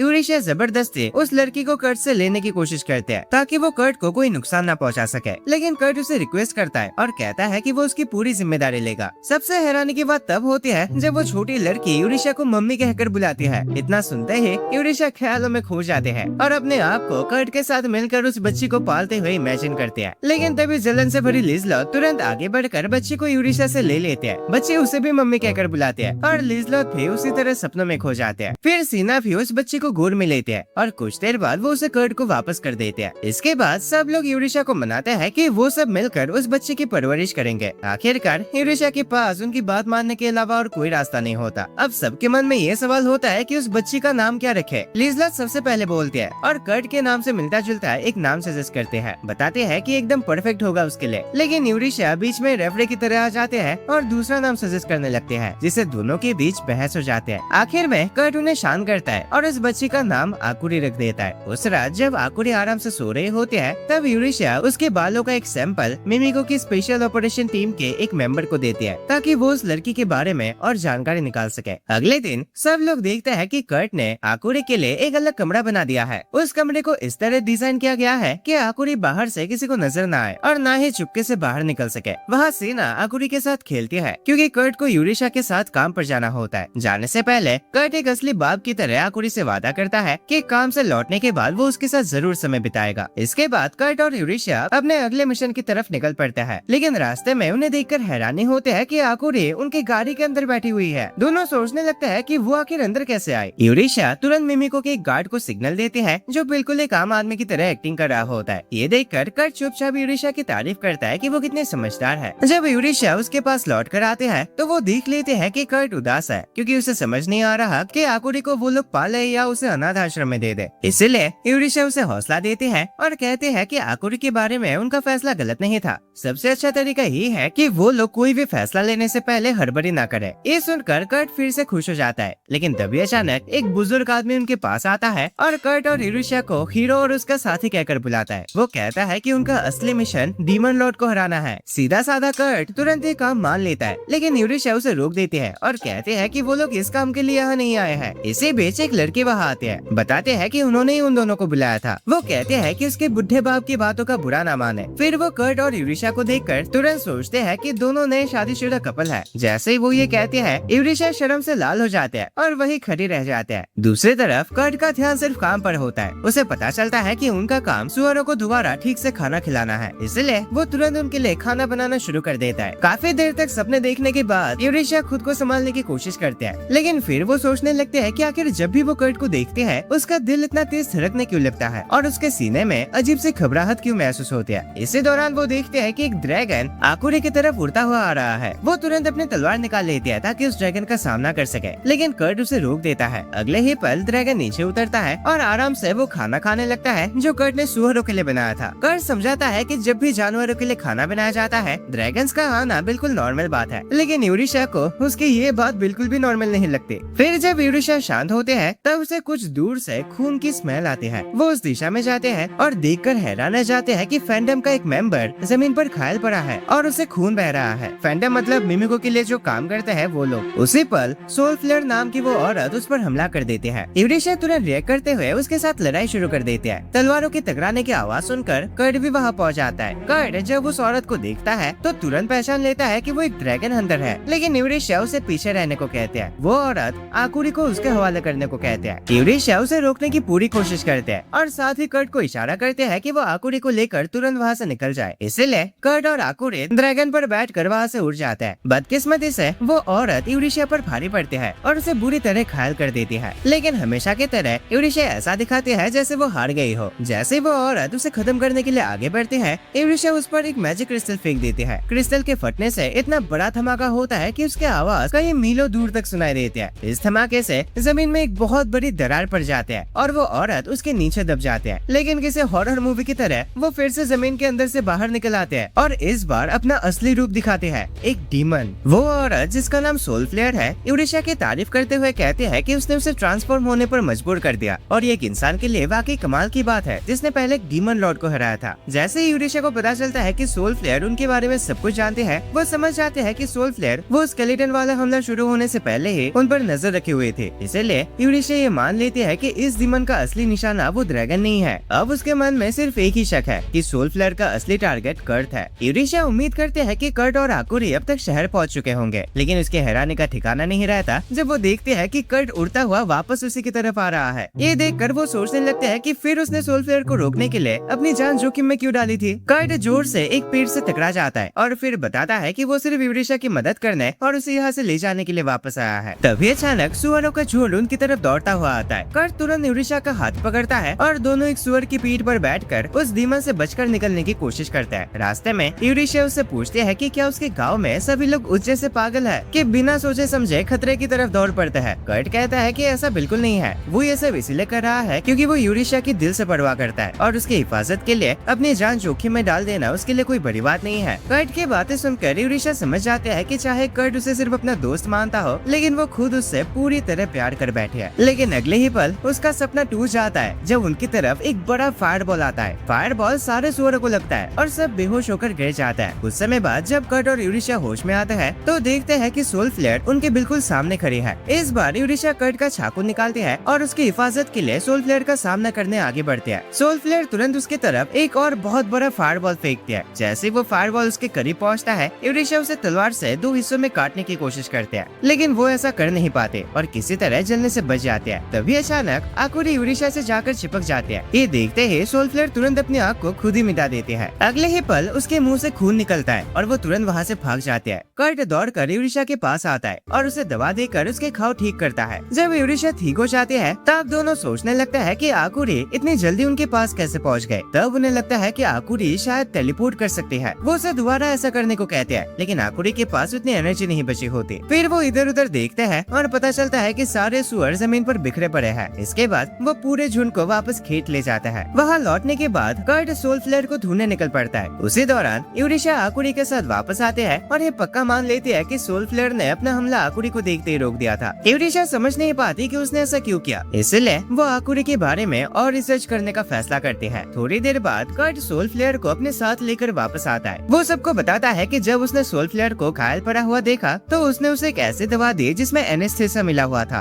ताकि वो हिल ना सके। इसके बाद कर्ट उसे समझाता है कि ड्रैगन्स का शिकार करना बुरी बात है और इंसानों पर हमला करना भी। उसे ये सब गलत काम नहीं करना चाहिए। सोल फ्लेयर उसकी बातें सुनकर हैरान रह जाते हैं। पर मरना वरना है क्या तुम्हें, क्या बोल रहे हो बे तुम। तब कर्ट कहता है कि जितने भी सींग वाले लोग हैं वो एक जैसे नहीं होते क्योंकि वो हिल्डेगार्ड जैसे कभी नहीं बन सकते। जैसे ही सोल फ्लेयर ने हिल्डेगार्ड का नाम सुना वो कुछ बोलने की कोशिश करते हैं, लेकिन अपने कमजोरी की वजह से तुरंत बेहोश हो जाते हैं। लंबे सफर के बाद सब लोग घर पहुँचते हैं। वहाँ सब उनका स्वागत करने के लिए मौजूद होता है। इसी बीच एक अजीब सा आदमी उनके सामने आता है। लिज़लोथ उसका इंट्रोडक्शन देते हैं और बताते हैं कि वही उनका असली मेस्टर है। वो अपना नाम रिकू तो बताता है और कर्ट का शुक्रिया अदा करता है कि उसने उसके लिए इतना शानदार घर बनाया। यूरिशा को कुछ समझ नहीं आता कि आखिर हो क्या रहा है, इसलिए वो कर्ट को तुरंत खाना बनाने के लिए भेज देते हैं। जैसे कर्ट वहाँ से चला जाता है, रिकू तो यूरिशा के करीब आता है। यूरिशा तुरंत उसे लात मार देते हैं, लेकिन उसका पैर उसके शरीर के आर पार निकल जाते हैं। तब वो लिज़लोथ की तरफ देखकर समझ जाते हैं कि ये सब उसकी इल्यूजन मैजिक का कमाल है। वो लिज़लोथ से कहते हैं कि उसने हद से ज्यादा मजाक कर दिया है। लिज़लोथ कहते हैं कि उसने बस ये इल्यूजन बनाया है कि 5 साल बाद कर्ट कैसा दिखेगा। तभी यूरिशा को मिमिको का एक मैसेज मिलता है। मिमिको बताते हैं कि वो आकुरी की इन्वेस्टिगेशन की रिपोर्ट 3 दिन बाद देगी। अब ऐसे 3 दिन बाद मिमिको घर पहुँचते हैं और बताते हैं कि अपनी जांच पड़ताल के बाद भी वो ये नहीं समझ पाए कि आकुरी असल में है क्या। वो सबको समझाते हैं कि आकुरी के बालों और थूक के सैंपल्स बिल्कुल इंसानों जैसा है, लेकिन उसके नाखूनों के सैंपल्स में स्पेशल मैजिक के निशान मिले हैं जो किसी इंसान में होना नामुमकिन है। इसलिए चाहे आकुरी देखने या बर्ताव में इंसानों जैसी हो, लेकिन वो असल में इंसान नहीं है। इसके बाद मिमिको बताती है कि आकुरी की टेलीपोर्टेशन मैजिक को रोकने के लिए उस पर एक सील लगा दिया जाए, लेकिन कर्ट तुरंत इसे मना कर देता है। मिमिको उससे पूछते हैं कि क्यों, ये तो उसके भले के लिए होगा ना। तब कर्ट उसे याद दिलाता है कि जैसे मिमिको उस पर भरोसा करते हैं, वैसे उसे आकुरी पर भी भरोसा करना चाहिए क्योंकि उसका दिल बहुत साफ है। वो जिद करता है कि आकुरी उसके साथ ही रहेगी। बाकी सब लोग भी आकुरी का साथ देते हैं। ये देखकर मिमिको इस मामले को वही छोड़ देते हैं। इसके बाद मिमिको सोल फ्लेयर के पास जाते हैं, पर जाने से पहले कर्ट उसे कहता है कि सोल फ्लेयर को जेल में मत डालना। लेकिन जब मिमिको उसके पास पहुंचते हैं तो वो कहते हैं कि सोल फ्लेयर के लिए जेल से भी ज्यादा बदतर जगह तैयार है। ये कहकर वो डीमन को होश में लाते हैं ताकि उसे पूछताछ कर सके। मिमिको पहले सोल फ्लेयर को चिढ़ाते हैं और उसे अपने फायर मैजिक इस्तेमाल करने को कहते हैं। फिर बताते हैं कि इस कमरे के चारों तरफ एक बैरियर लगा हुआ है जो सारी मैजिकल पावर्स को सील कर देता है। जब मिमिको उसे सवाल पूछने लगते हैं तो सोल फ्लेयर साफ कह देते हैं कि वो सिर्फ कर्ट से ही बात करेगी क्योंकि उसके हिसाब से कर्ट ने उसे हराया है। थोड़ी देर बाद कर्ट को भी उस कमरे में लाया जाता है। सोल फ्लेयर सबसे पहले उसे हिल्डेगार्ड के बारे में पूछते हैं तो कर्ट हिल्डेगार्ड के बारे में अपनी पूरी कहानी बता देता है। तब उसे एहसास होता है कि सोल फ्लेयर हिल्डेगार्ड को जानती है, इसलिए वो तुरंत उसे हिल्डेगार्ड का पता पूछता है। सोल फ्लेयर बताते हैं कि हिल्डेगार्ड को पकड़कर टाइकून के महल में बंद करके रखा गया है। ये सुनकर सब लड़के उसकी बात पर यकीन नहीं करते। तब सोल फ्लेयर बताते हैं कि वो काफी समय से हिल्डेगार्ड को बचाने के लिए अंदर घुसने का तरीका ढूंढ रहे थे, लेकिन जब जब उसने आकुरी को टेलीपोर्ट करते देखा तब उसे लगा कि आकुरी के पावर की मदद से हिल्डेगार्ड को बचाया जा सकता है। कर्ट उसके बात पर भरोसा कर लेता है और सोचने लगता है कि अब आगे क्या करे, लेकिन यूरिशा उसे चेतावनी देते हैं कि सोलफ्लेयर की बातों पर विश्वास मत करो। पर बहस करने के बजाय सोलफ्लेयर कर्ट से कहती है कि वो उसका पेंडेंट देख ले। जैसे ही कर्ट उस पेंडेंट को देखता है वो तुरंत पहचान लेता है कि वो हिल्डेगार्ड का है। तब सोलफ्लेयर बताते हैं कि लड़ाई के दौरान उसने अपनी आग इसलिए रोक दी थी क्योंकि उसने यूरिशा को आकुरी के साथ देखा था। सोलफ्लेयर की पूरी बात सुनने के बाद सब लोग उस पर भरोसा करने का फैसला करते हैं और कहते हैं कि वो हिल्डेगार्ड को जरूर बचाएगा, लेकिन एक शर्त पर कि तब तक सोलफ्लेयर यहीं से कहीं नहीं जाएगी। कर्ट हिल्डेगार्ड को बचाने का वादा करते हैं और सोलफ्लेयर से रिक्वेस्ट करता है कि जब तक वो वापस ना आए तब तक वो उस कमरे से बाहर न निकले। सोलफ्लेयर उसकी बात मान लेते हैं और कर्ट मिमिको से मदद मांगता है इस मिशन को पूरा करने के लिए। कुछ देर बाद मिमिको एक स्ट्रेटेजी बनाते हैं। वो सबको टाइकोन के घर का नक्शा दिखाते हैं और एक ऐसे कमरे के बारे में बताती है जहाँ सिर्फ टाइकोन ही जा सकता है। सब लोग सोचने लगते हैं कि उस कमरे के अंदर कैसे पहुँचा जाए। तब लिज़लॉट एक प्लान बनाते हैं। वो कहते हैं कि वो अपने इल्यूजन मैजिक का इस्तेमाल करके टाइकोन को धोखा दे सकते हैं और इल्यूजन को दीवारों के आर पार भेजकर उसे दरवाजा खोलने पर मजबूर कर सकते हैं। इस काम के लिए वो रिकुदो का इल्यूजन इस्तेमाल करने का प्लान बनाते हैं। वो सबको बताते हैं कि इस प्लान को अंजाम देने का सबसे सही वक्त 3 हफ्ते बाद होने वाले फेस्टिवल के तीसरे दिन होगा। लेकिन फेस्टिवल के पहले 2 दिन वो और यूरिशा इस बात पर एक दूसरे से मुकाबला करती रहती है कि सबसे पहले कर्ट के साथ अकेले समय कौन बिताएगा। दोनों रॉक पेपर सीजर्स करते हैं और लिज़लॉट जीत जाते हैं। मतलब पहला दिन वो उसके साथ बिताएंगे। आखिरकार फेस्टिवल का दिन आ जाता है और पूरी पार्टी कैपिटल की तरफ निकल पड़ते हैं। रास्ते में लिज़लॉट रिकुदो का इल्यूजन इस्तेमाल करते हुए लगभग अपने पोल खोल देती है, लेकिन कर्ट के भोलेपन की वजह से उसे ज्यादा कुछ समझाना नहीं पड़ता। कैपिटल पहुंचने के बाद बाकी सब लोग कर्ट को हिल्डेगार्ड को बचाने वाले प्लान के बारे में बताते हैं। कर्ट भी उनके साथ चलना चाहता है, लेकिन लिज़लॉट उसे मना कर देते हैं और कहते हैं कि फिलहाल वो उसके और आकुरी के साथ फेस्टिवल एंजॉय करे। जैसे फेस्टिवल शुरू होता है तीनों अलग अलग दुकानें और चीजें देखने लगते हैं। लिज़लॉट कर्ट को कैक्टस का जूस ट्राई करवाते हैं। जब कर्ट वो जूस पीने के बाद उसे वापस देता है तो लिज़लॉट उसी जगह से दोबारा पी लेती है ताकि कर्ट के साथ एक इनडायरेक्ट किस हो सके। इसके बाद वो उस फल का छिलका भी यादगार के रूप में संभाल कर रख लेते हैं। फेस्टिवल देखते वक्त लिज़लॉट को पता चलता है कि कर्ट ने अपनी पूरी जिंदगी में कभी भी किसी फेस्टिवल का मजा नहीं लिया क्योंकि वो हमेशा काम में ही लगा रहता था। ये जानकर वो फैसला करते हैं कि आज वो कर्ट को जितनी हो सके उतनी खुशियाँ देंगे और फिर उसे अपने दिल की बात भी बता देंगे। पूरे दिन दोनों अलग अलग गेम्स का मजा लेते हैं। शाम के वक्त जब सूरज ढलने लगता है तब लिज़लॉट याद करने लगते हैं कि उसे प्रपोज कैसे करना है और खुद को तैयार करने लगते हैं। लेकिन जैसे वो कर्ट को बुलाते हैं वो देखते हैं कि कर्ट हिल्डेगार्ड की मदद ना कर पाने की वजह से परेशान है। तब लिज़लॉट उसे हौसला देते हैं और याद दिलाते हैं कि जिस तरह उसने कभी उसकी जान बचाए थे वैसे ही सब उस पर भरोसा करता है। लेकिन हमेशा की तरह कर्ट अपनी तारीफ को नजरअंदाज कर देता है। तब लिज़लॉट मौका देखकर उसे कहते हैं कि उसके सारे दोस्तों से बहुत पसंद करता है। ये बात सुनकर कर्ट बहुत इमोशनल हो जाता है और कहता है कि वो भी सबको बहुत पसंद करता है। जब दोनों आकुरी के पास लौटते हैं तब लिज़लॉट महसूस करते हैं कि पहली बार उसने कर्ट के चेहरे पर दिल से निकली हुई मुस्कान देखी है। वो मन ही मन कसम खाते हैं कि अगली बार वो उसे प्रपोज करने का मौका बिल्कुल नहीं गवाएंगे। फेस्टिवल से कुछ दिन पहले कर्ट मिथ्रिल स्टोन पर काम कर रहा होता है। वहाँ एक ब्लैकस्मिथ उसका मजाक उड़ाता है जब वो कर्ट को मिथ्रिल ओर पर हथौड़ा मारते हुए देखता है, लेकिन उसके हैरानी का ठिकाना नहीं रहता जब कर्ट उसी मिथ्रिल ओर से एक तलवार बना देता है। ये देखकर ब्लैकस्मिथ का दिमाग ही हिल जाता है और वो खुद को शांत करने के लिए सफर पर निकल पड़ता है। अब फेस्टिवल के दूसरे दिन यूरिशा को याद आता है कि सोलफ्लेयर के साथ लड़ाई में उसके पुराने मिथ्रिल स्वॉर्ड टूट गए थे और उसके बाद कर्ट ने उसके लिए एक नई मिथ्रिल स्वॉर्ड बनाए थे। अब बारी यूरिशा की है कर्ट के साथ अपना दिन बिताने की और किस्मत से इस बार उन्हें आकुरी की देखभाल भी नहीं करनी पड़ती। दोनों साथ में फेस्टिवल घूमने निकलते हैं। यूरिशा सोचते हैं कि वो कर्ट को किसी खास जगह ले जाकर उसके साथ समय बिताएंगे, लेकिन अचानक एक दुकान की तरफ से शोर मचने लगता है। दोनों देखते हैं कि कुछ गुंडे उस दुकान के मालिक और उसकी बेटी को परेशान कर रहे हैं। अब आम दिन होता तो यूरिशा तुरंत जाकर मामला सुलझा देते, लेकिन आज वो सिर्फ कर्ट के साथ अपना डेट एंजॉय करना चाहते हैं। बदकिस्मती से कर्ट सीधा उस हंगामे की तरफ चला जाता है और उन गुंडों से पूछता है कि हो क्या रहा है। जब उसे पता चलता है कि वो लोग उस दुकान के खाने की बुराई कर रहे हैं तब कर्ट खुद एक मीट बन टेस्ट करता है और दुकानदार की तारीफ करता है कि ये तो बहुत टेस्टी है भाई। उनमें से एक कर्ट को जोर से धक्का दे देता है, पर तभी यूरिशा बीच में आ जाते हैं और उन्हें बताते हैं कि कर्ट एक एटलियर का मेंबर है। ये सुनते ही गुंडे तुरंत वहाँ से भाग जाते हैं क्योंकि सबको पता होता है कि एटलियर से जुड़े लोग आमतौर पर नोबल्स होता है। इसके बाद कर्ट दुकानदार की हालत चेक करता है और उसे पता चलता है कि उसकी एक हड्डी टूट चुकी है। वो बिना देरी किए उसे कंधे पर उठाता है और सबसे करीबी हॉस्पिटल की तरफ दौड़ पड़ता है, जबकि यूरिशा उसे रोकने की कोशिश करते हैं। कहते हैं कि वो अपना इलाज खुद कर लेंगे। अपनी पहली डेट अधूरा रह जाने की वजह से यूरिशा उदास हो जाते हैं, लेकिन जब वो दुकानदार की बेटी को रोते हुए देखते हैं तो वो उसे तसल्ली देते हैं। इसी दौरान यूरिशा की मुलाकात फैंटम के एक मेंबर से होते हैं जो कैक्टस बेच रहा होता है। जब वो उसे कुछ लेने करने जाते हैं तब फैंटम उसे बताते हैं कि आज एक कुकिंग कंपटीशन होने वाले है और ये जो दुकान था उसके जीतने के चांसेस बहुत ज्यादा थे। इसी वजह से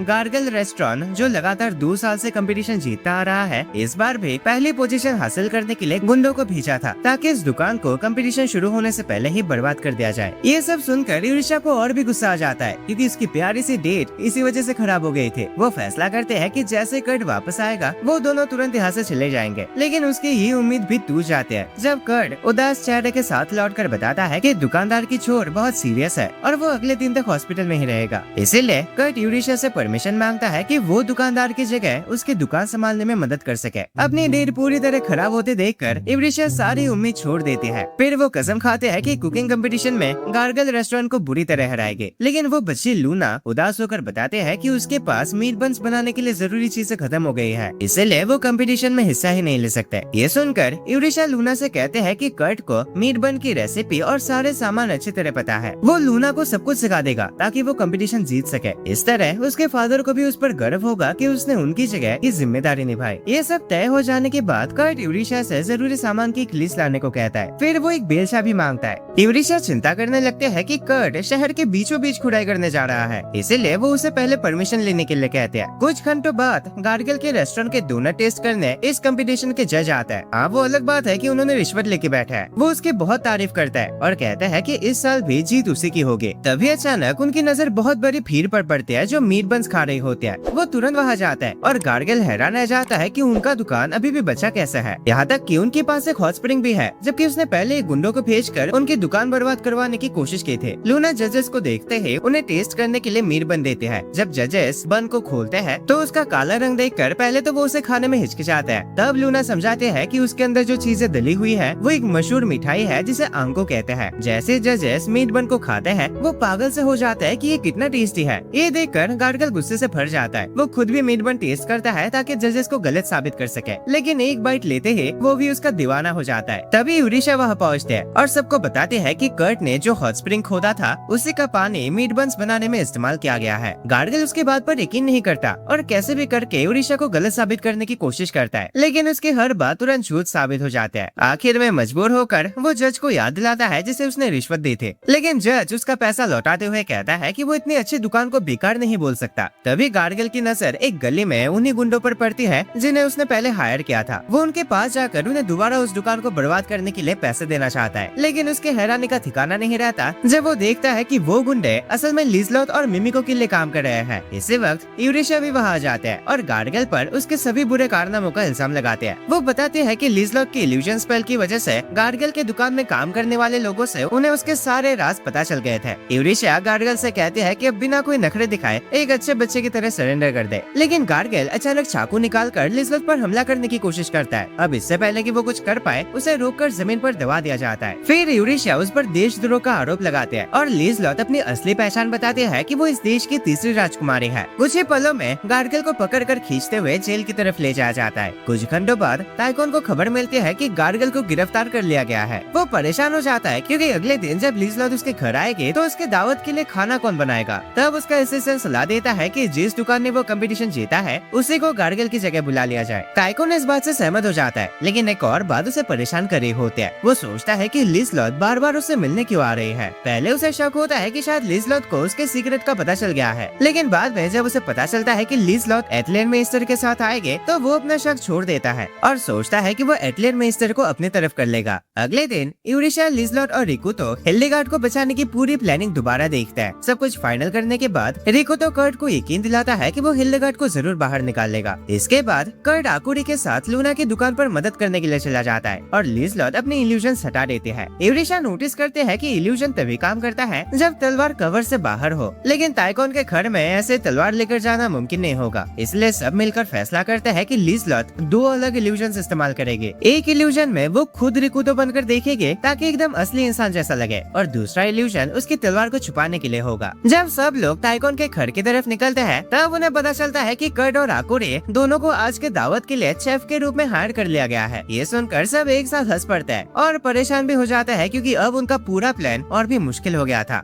पिछली रात जब कर्ट अपना दिन का काम खत्म कर रहा होता है, तब शहर के गार्ड उसके पास आता है और बताता है कि उसे टाइकोन के घर में होने वाले फंक्शन के लिए मीट बंस बनाने को कहा गया है। कर्ट तुरंत उन सोल्जर्स को टेस्ट करने के लिए कुछ मीट बंस देता है। जैसे वो उन्हें खाते हैं, वो एकदम ताज़ा महसूस करते हैं। अगले दिन कर्ट और आकुरे मीट बंस लेकर टाइकोन के घर पहुँचते हैं। जब कर्ट को पता चलता है कि प्रिंसेस भी वहाँ मौजूद है, तो वो परेशान हो जाता है और सोचता है कि शायद उसके बनाए मीट बंस प्रिंसेस को पसंद न आए। लेकिन टाइकोन का असिस्टेंट उसे तसल्ली देता है और कहता है कि चिंता करने की जरूरत नहीं है। वो कर्ट से कहता है कि वो यही रुककर इंतजार करे, क्योंकि कभी भी लिज़लोट या टाइकोन उसे बुला सकता है। अब अकेले बैठे हुए कर्ट चुपचाप उस दरवाजे को देखने लगता है, जिसके बारे में उसे महल का नक्शा देख के पता चला था कि उसके पीछे हिल्डेगार्ड को बंदी बनाकर रखा गया है। उसी वक्त दूसरी तरफ लिज़लोट और रिकुतो टाइकोन के साथ बात कर रहे होता है। यूरिशिया जो गार्ड बनी हुई है, अपनी जगह से हिल भी नहीं सकती थी, इसीलिए वो सिर्फ इसी बात की चिंता करते रहते हैं कि कहीं कर्ट अपनी तरफ से कोई कदम ना उठा ले। उधर किचन में आकुरी नोटिस करते हैं कि कर्ट कुछ परेशान सा लग रहा है। जब वो उसे पूछते हैं कि क्या हुआ, तब कर्ट बताता है कि उसके एक दोस्त उस बंद दरवाजे के पीछे कैद है और वो उसके पास नहीं जा सकता। इस पर आकुरी कहते हैं कि वो उसे वहाँ ले जा सकती है, इसमें टेंशन लेने की क्या बात है। बिना समय बर्बाद किए आकुरी कर्ट को पकड़ लेते हैं और दोनों टेलीपोर्ट होकर उस दरवाजे के दूसरी तरफ एक छुपे हुए हॉलवे में पहुँच जाते हैं। जब कर्ट देखता है कि आकुरी किसी और को भी अपने साथ टेलीपोर्ट कर सकती है, तो वो उसे तुरंत वापस ले चलने के लिए कहता है। लेकिन आकुरी उदास होकर बताती है कि वो भी ऐसा नहीं कर सकते और रोने लगते हैं। इसी दौरान कर्ट को पास के कमरे से एक औरत की आवाज सुनाई देती है, तो वो एक चोर की तरह बंद दरवाजे का ताला खोल देता है। वो सोचता है कि अंदर हिल्डेगार्ड मिलेंगे, लेकिन उसके सामने फामिल नाम की एक बुजुर्ग औरत होती है। फामिल आकुरी से प्यार से बात करते हैं और बताते हैं कि वो बीमार है। जब वो कर्ट के बनाए हुए मीट बंस खाते हैं, तो कहते हैं कि बहुत समय बाद उसे किसी खाने का स्वाद महसूस हुआ है और ये मीट बंस बहुत टेस्टी है। कर्ट फामिल को देखकर तुरंत समझ जाता है कि उसकी असली उम्र उसके दिखने से कहीं ज्यादा है। फामिल कर्ट को एक मेज समझ लेते हैं, क्योंकि वो दरवाजे का ताला तोड़कर अंदर आ गया था। वो कहते हैं कि कर्ट में हिल्डेगार्ड को बचाने की पूरी क्षमता है, इसलिए वो उसे बताती है कि हिल्डेगार्ड उनके नीचे वाले फ्लोर पर कैद है और खुद उसे मिलवाने के लिए ले चलती है। इसी दौरान टाइकोन रिकुतो से कहता है कि वो उसे विस्काउंट बनाना चाहता है। तब लिज़लोट बीच में बोल पड़ते हैं और कुछ बहाना बनाकर रिकुतो और टाइकोन को अकेले बातचीत करने का मौका देते हैं, उसे उलझाए रखने के लिए। जैसे लिज़लोट वहाँ से जाते हैं, टाइकोन सीधा मुद्दे पर आता है और रिकुतो से पूछता है कि क्या वो इमॉर्टल होना चाहेगा। रिकुतो जवाब देता है, मुझे इन सब में कोई इंटरेस्ट नहीं है, एटलर मेस्टर बनना है मेरा सबसे बड़ा सपना था। इसके बाद टाइकोन बताता है कि एल्स और डीमन जैसे दूसरी जाति इंसानों से काफी लंबे उम्र तक जीता है। इसी वजह से पुराने समय में लोगों ने उन जातियों के शरीर के हिस्सों को इंसानों में ट्रांसप्लांट करके उनकी उम्र बढ़ाने का सोचा था, लेकिन यह एक्सपेरिमेंट पूरी तरह असफल रहा। ऐसे अनैतिक कामों की वजह से चर्च और इस देश के सरकार ने उन एक्सपेरिमेंट्स को बंद कर दिया। रिकुतो फिर टाइकोन से पूछता है कि जब उसके पास सब कुछ है, तो वो इमॉर्टल होने के लिए इतना बेचैन क्यों है। टाइकोन इसका जवाब देने से इनकार कर देता है और रिकुतो समझ आता है कि वो उनसे कोई बहुत बड़ा राज छुपा रहा है। तभी अचानक पूरे घर में हल्ला मच जाते हैं कि कुछ चोर अंदर घुस आया है। यूरिशिया तुरंत टाइकोन को झूठी घटना की रिपोर्ट देती है और कहते हैं कि उसने चोरों से लड़ाई की थी, लेकिन वो किसी को ढूंढते हुए सीधा किचन की तरफ भाग गए। ये सुनते ही टाइकोन तुरंत किचन की तरफ दौड़ पड़ता है और लिज़लोट अपनी इल्यूजन मैजिक की मदद से चुप चुप के उसके पीछे चल पड़ती है। इसी तरह वो सीक्रेट कमरे में पहुंच जाते हैं, जिसका दरवाजा टाइकोन को खुला हुआ मिलता है। वहाँ पहुंचकर लिज़लोट हैरान रह जाते हैं जब वो टाइकोन को अपनी बेटी फामिल को पुकारते हुए सुनते हैं, जो सबके हिसाब से काफी पहले मर चुके थे। लिज़लोट कमरे को ध्यान से देखते हैं और उसे वहाँ लंबे सफेद बाल मिलता है। फिर वो अपने मैजिक एबिलिटी से पता लगाते हैं कि उस कमरे में और कौन आया था। इसी दौरान उसे कर्ट की खुशबू महसूस होती है। तब वो फैसला करता है कि ये बात यूरिशिया को जरूर बतानी होगी। नीचे बेसमेंट में कर्ट हिल्डेगार्ड को देखते ही तुरंत उसके पास भाग कर जाता है और उसकी हालत चेक करता है। जब उसे यकीन हो जाता है कि हिल्डेगार्ड ठीक है, तब वो हैरान होकर नोटिस करता है कि 5 साल बीत जाने के बाद भी उसकी उम्र बिल्कुल नहीं बढ़ी। वो सीधा उससे कह देता है कि वो आज भी बिल्कुल पहले जैसे ही दिखती है। जैसे हिल्डेगार्ड ये सुनती है, वो तुरंत कर्ट को चेहरे पर मुक्का मार देती है और कहते हैं कि ये सब उस दवा की वजह से हुआ था जो कर्ट ने उसके लिए बनाई थी।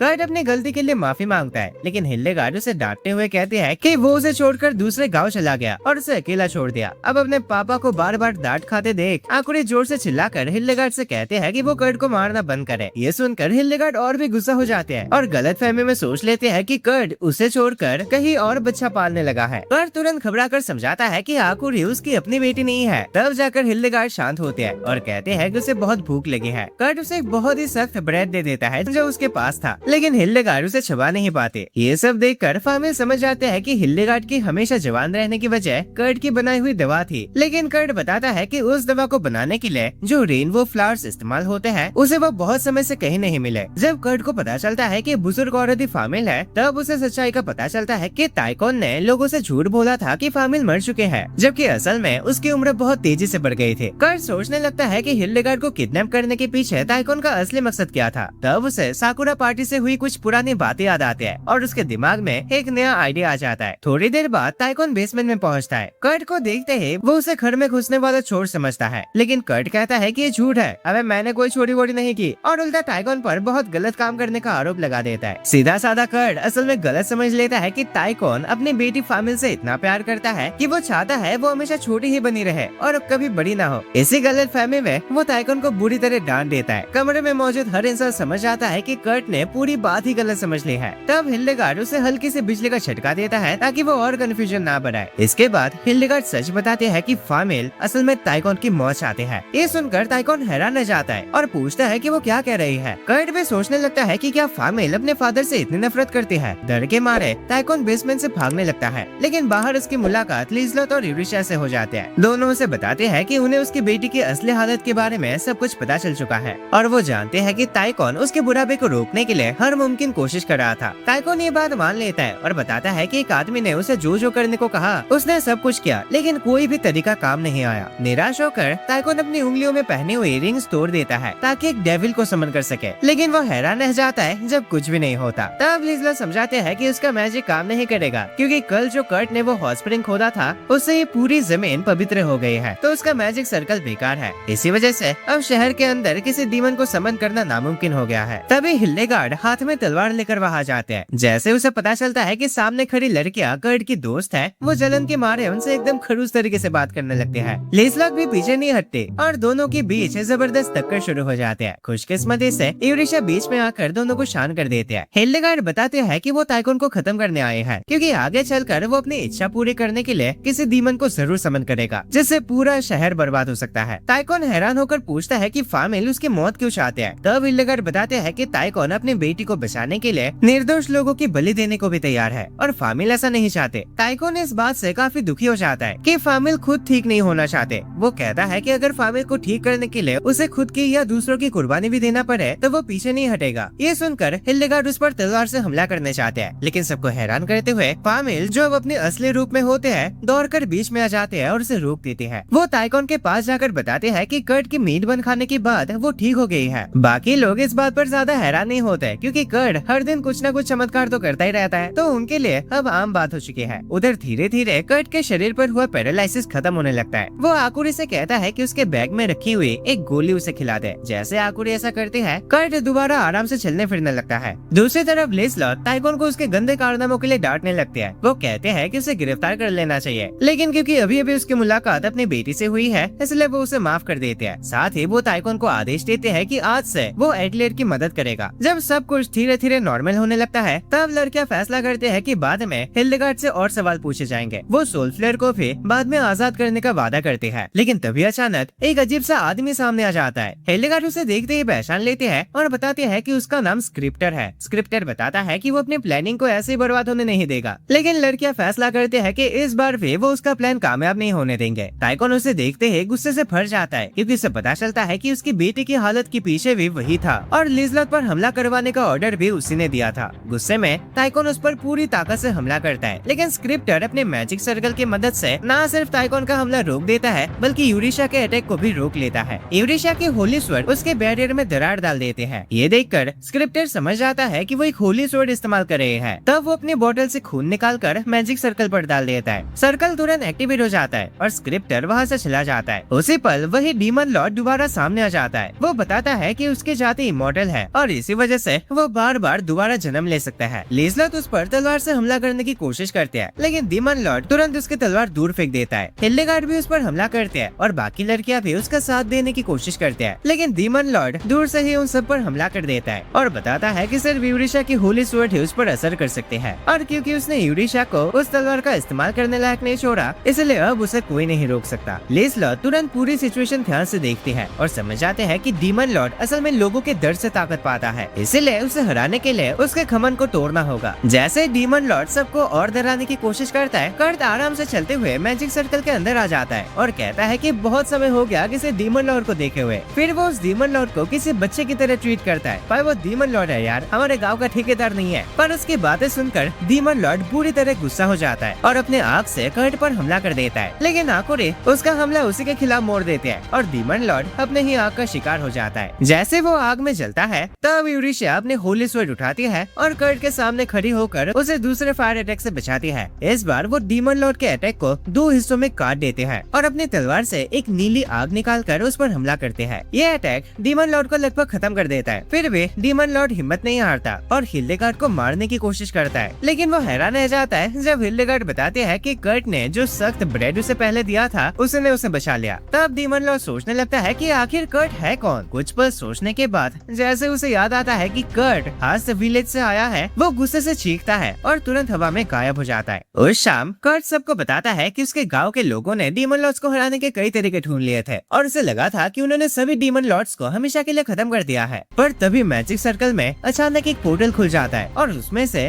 कीड़े जैसे अजीब चीजें निकलती हैं जो आत्माओं को खाने के लिए इधर उधर भागने लगता है। लेकिन उसी वक्त टाइकॉन का असिस्टेंट मीटबंस का एक डब्बा लेकर आ जाता है। वो अजीब कीड़े आत्माओं की जगह मीटबंस को ज्यादा तेज समझकर उन पर टूट पड़ते हैं और फिर गायब हो जाता है। इस पूरे घटना के बाद टाइकॉन का असिस्टेंट बांदना को बताता है कि टाइकॉन ने बाद में सबके सामने फामिल के जिंदा होने की घोषणा कर दी। वो ये भी बताता है कि मिमिको की पूछताछ के बाद हिल्डेगार्ड और सोल फ्लेयर अपने देश लौट गए। साथ ही कर्ट की नई खोज की वजह से उस दुकान का बिजनेस बहुत तेजी से बढ़ गया। ये सब सुनकर बांदना सोचते हैं कि कर्ट की असली पहचान को हर हाल में छुपा कर रखना बहुत जरूरी है। कुछ दिन बाद कर्ट को एक नाइट का पोजीशन दे दिया जाता है और यूरेशिया को बैरोनेस की टाइटल मिलती है। लेकिन कर्ट को लगता है कि वो नाइट बनने के लायक नहीं है क्योंकि उसने तो लड़ाई में कुछ किया ही नहीं। जब वो इसी बात की शिकायत करता रहता है तब लिज़लॉट खुद की तारीफ करते हैं कि उसका प्लान काम कर गया। वो यूरेशिया से कहते हैं कि एक दिन वो कर्ट को विस्काउंट जरूर बनाएंगे। दूसरी तरफ रेगिस्तान में हिल्डेगार्ड को याद आता है कि कर्ट ने उसके लिए ओरी हल्कम से एक फूल बनाया था